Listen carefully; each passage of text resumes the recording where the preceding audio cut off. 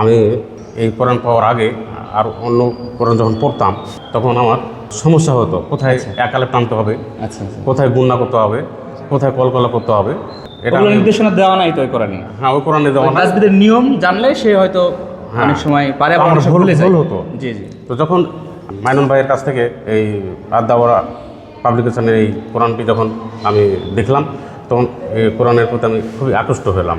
আচ্ছা, কারণ এই কোরআনে আপনার কোথায় একালে টানতে হবে, কোথায় গুণনা করা লাগবে, কোথায় কলকলা করা লাগবে, এটা খুব সুন্দরভাবে দেওয়া আছে এবং অক্ষরগুলো জি। খুবই বড় বড় এবং খুব স্পষ্ট, যা আমাদের বয়স তো এখন 50 হয়ে যাচ্ছে, আমরা ওই অন্য কোরআন যেগুলো ছোটো অক্ষর সেগুলো সমস্যা হয়। তো এই কোরআন পড়ে আমি খুবই উপকৃত হই।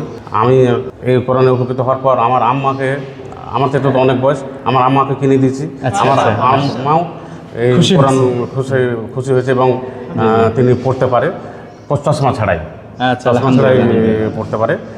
শুধু আমার আম্মা নয়, আমি আর হাত দিয়ে আমি কয়েকটা কোরআন ইনশাল্লাহ অনেকেই কিনেছে আমার দাওয়াতে আচ্ছা আচ্ছা। এবং তারাও উপকৃত হয়েছে। তো আমি মনে করি যে এই কোরআনটি জেনারেল শিক্ষিত মানুষের জন্য এবং প্রতিটা ঘরে ঘরে এই কোরআনটা থাকা দরকার। জরুরি।